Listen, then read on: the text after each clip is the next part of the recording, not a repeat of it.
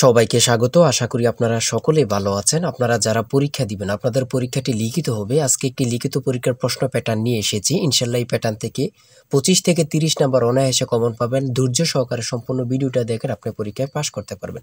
আমি দেখিয়ে দিব কোন কোন টপিক, কোন কোন বিষয় থেকে পরীক্ষায় প্রশ্ন আসে।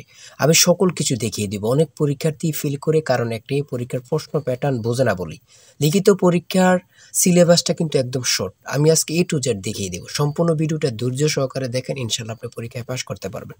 তার আগে বলে রাখি, আপনারা যারা পরীক্ষা দিবেন আপনাদের জন্য শর্ট করে একটি চূড়ান্ত সাজেশন তৈরি করা হয়েছে। পরীক্ষার প্রশ্ন প্যাটার্ন যেমন থাকবে সেম প্যাটার্নে আমাদের সাজেশন উল্লেখ করেছি। ইনশাআল্লাহ আমাদের সাজেশনটি পড়ে পরীক্ষা দিতে গেলে আপনি উত্তীর্ণ হয়ে যাবেন। আমাদের সাজেশনটি প্রত্যেকটি প্রশ্ন ব্যাখ্যা ও সমাধান সহ সাথে পেয়ে যাবেন। ইনশাআল্লাহ যারা যারা পরীক্ষা দিবেন প্রত্যেকে 100 টাকার বিনিময়ে হলেও আমাদের সাজেশনটি সংগ্রহ করবেন। 100% শিওর আপনি পরীক্ষায় পাস করবেন। এই চূড়ান্ত স্পেশাল শর্ট সাজেশনটি নিতে স্ক্রিনে দেওয়া হোয়াটসঅ্যাপ নাম্বার রয়েছে, ইমো নাম্বার রয়েছে। দুটোর মধ্যে যে কোনো একটি মেসেজ করে সাজেশনটি সংগ্রহ করুন। সাজেশনের মূল্য মাত্র 100 টাকা। আমি বলি অবশ্যই প্রত্যেকে 100 টাকা দিয়ে হলে আমাদের সাজেশনটি সংগ্রহ করবেন। সাজেশনটি পড়ে পরীক্ষা দিতে গেলে আপনি উত্তীর্ণ হয়ে যাবেন। আমি মূল কথায় চলে আসি। দেখেন এখানে রয়েছে, সর্বপ্রথম বুঝতে হবে লিখিত পরীক্ষায় কোন কোন বিষয় থেকে প্রশ্ন আসে। 1 নম্বর হচ্ছে সন্ধি বিচ্ছেদ, কারক ও বিভক্তি, এক কথায় প্রকাশ, বিপরীত শব্দ, তারপরে প্রিপোজিশন, তারপর ভয়েস থেকে, তারপরে ইংরেজিতে শর্ট করে একটি প্যারাগ্রাফ থাকবে, তারপরে গণিত থাকবে, সর্বশেষ সাধারণ জ্ঞান থাকবে। এতটুকুই কিন্তু লিখিত পরীক্ষার প্রশ্ন প্যাটার্ন। আমি সকল কিছু দেখিয়ে দিব, সম্পূর্ণ ভিডিওটা দেখুন। দেখেন 1 নম্বরে রয়েছে সন্ধি বিচ্ছেদ। এখানে 4টা সন্ধি বিচ্ছেদ দেওয়া আছে। আপনি যদি 4টা পারেন 4টার জন্য 4 নাম্বার পেয়ে যাবেন। তারপরে 2 নম্বরে কি রয়েছে, কারক ও বিভক্তি নির্ণয় করুন। এখানে 4টি দেওয়া আছে, 4টার জন্য 4 নাম্বার। ঠিক আছে, এই প্রত্যেকটি প্রশ্নের ব্যাখ্যা ও সমাধান সহ আমাদের সাজেশনে পেয়ে যাবেন। তারপরে 3 নম্বরে রয়েছে এক কথায় প্রকাশ করুন। অর্থাৎ এখানে এক কথায় প্রকাশ 4টা দিতে পারে, 5টা দিতে পারে, প্রত্যেকটার জন্য 1 নাম্বার করে কিন্তু। তারপরে 4 নম্বরে রয়েছে অর্থসহ বাক্য রচনা করুন। এখানে 4টা দেয়া থাকবে, 4টার জন্য 4 নাম্বার। তারপরে 5 নম্বরে থাকবে শুদ্ধ করে লিখুন। এখানে 5টা দেয়া থাকবে, 5টার জন্য 5 নাম্বার পেয়ে যাবেন, অথবা 4টা দেয়া থাকবে, 4টার জন্য 4 নাম্বার। অর্থাৎ এখানে যদি 5টা প্রশ্ন থাকে 5 নাম্বার পাবেন, 4টা প্রশ্ন থাকলে 4 নাম্বার পাবেন। কিন্তু এই প্রশ্ন প্যাটার্ন অনুযায়ী সেম প্যাটার্ন আপনাদের পরীক্ষা হবে। আমার কথা বুঝতে পারছেন? তারপরে 6 নম্বরে কি রয়েছে, ইংলিশ থেকে preposition, fill in the gaps with preposition. Preposition 5টা থাকবে অথবা 4টা থাকবে, প্রত্যেকটি প্রশ্নের মান কিন্তু 1 করে, বোঝেন কিন্তু। তারপর make the sentence with the following phrases. ঠিক আছে, এখানে 5টা থাকতে পারে, 4টা থাকতে পারে, কিন্তু প্রত্যেকটার জন্য 1 নাম্বার করে। হ্যাঁ, তারপর অপর দিক দিয়ে কি আছে আমরা একটু দেখে নিই। তারপর রয়েছে কারেক্ট দ্য ফলোইং সেন্টেন্স। ঠিক আছে, এখানে 5টা থাকবে অথবা 4টা থাকবে, প্রত্যেকটার জন্য 1 নাম্বার করে আপনারা পেয়ে যাবেন। তারপরে ভয়েস থেকে থাকবে 4টা থাকবে, 4টার জন্য 4 নাম্বার। তারপরে থাকবে make sentence with the following pairs of word. এখানে 3টা থাকতে পারে, 4টা থাকতে পারে, 5টা থাকতে পারে, প্রত্যেকটি প্রশ্নের জন্য কিন্তু 1 নাম্বার। এটা বুঝতে হবে।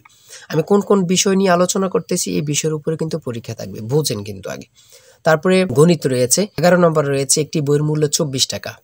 এই মূল্যে বই তৈরির ব্যয় 80%, বাকি মূল্যে সরকার ভর্তুকি দিয়ে থাকেন। ভর্তুকি কত? খুবই গুরুত্বপূর্ণ একটি প্রশ্ন। দেখেন এই প্রশ্নটির সমাধান কিন্তু দেয়া আছে আমাদের সাজেশনে সেম ভাবে।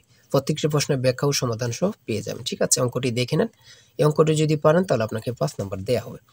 তারপরে 12 নাম্বার রয়েছে মাতা ও 3 পুত্রের বয়সের গড় অপেক্ষায় পিতা ও 3 পুত্রের বয়সের গড় 2.5 বছর বেশি। পিতার বয়স 50 হলে মাতার বয়স কত?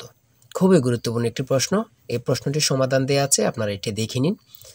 তারপরে রয়েছে 13 নম্বরে একটি পণ্য বিক্রয় করে পাইকারি বিক্রেতা 20% এবং খুচরা বিক্রেতা লাভ হয়।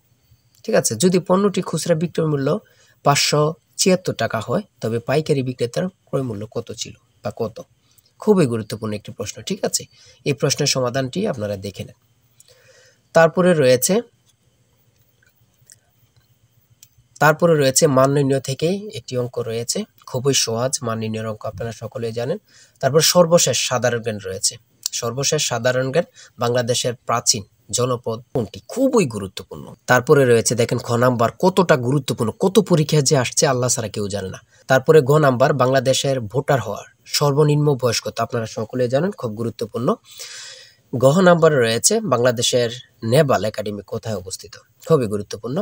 তারপর ছ নাম্বার গম্ভীরা বাংলাদেশের কোন অঞ্চলের লোকসঙ্গীত? খুবই গুরুত্বপূর্ণ, চাঁপাইনবাবগঞ্জের। ঠিক আছে, এমনভাবে প্রত্যেকটির প্রশ্ন কিন্তু খুবই গুরুত্বপূর্ণ।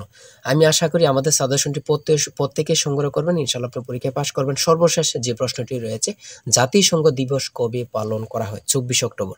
খুবই একটি গুরুত্বপূর্ণ প্রশ্ন উত্তর।